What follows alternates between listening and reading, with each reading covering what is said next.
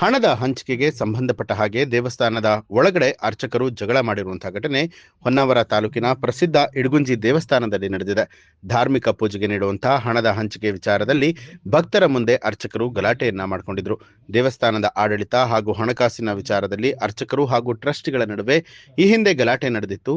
2013ರಲ್ಲಿ ಜಿಲ್ಲಾ ನ್ಯಾಯಾಧೀಶರನ್ನ ದೇವಸ್ಥಾನದ ರಿಸೀವರ್ ಆಗಿ ನೇಮಕ ಮಾಡಲಾಗಿದೆ.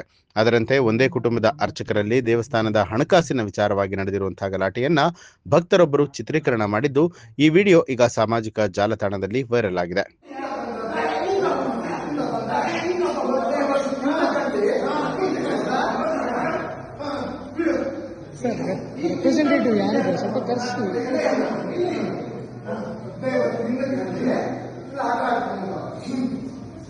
ಒಂದು ಬಿಲ್ ಒಂದು ಮಾಡಿ ಮಾಡ್ತಾ ಇದೆ.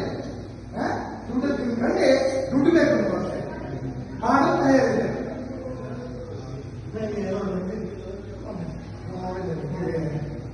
ಇದು ಬೇಕಾದ ದುಡ್ಡು ಮತ್ತೆ ಚೀಟಿ